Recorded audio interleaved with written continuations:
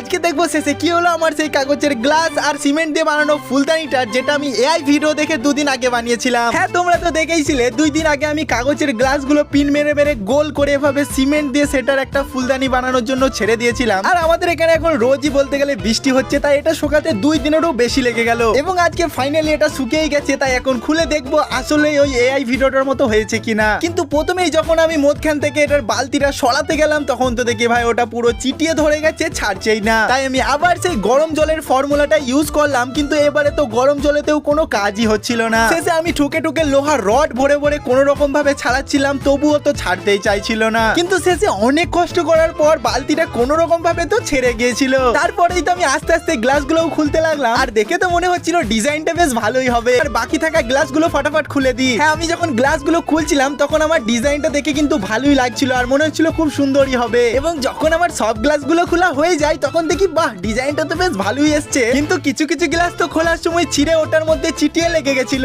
তাই ওগুলো একটু কষ্ট করে কোনো রকম ভাবে ছাড়িয়ে দিচ্ছিলাম। আর বাইরে দিকে যেসব সিমেন্টের অংশগুলো একটু একটু চলে এসেছিল সেগুলোও আমি প্লেন করে দিলাম। এরপর আমাদের ফুলদানিটা দেখতে কিন্তু খুবই সুন্দর লাগছিল। কমেন্ট করে কিন্তু অবশ্যই জানিও এটা তোমাদের কেমন লাগলো, আর রং করলে আমি কি রকম রং করব।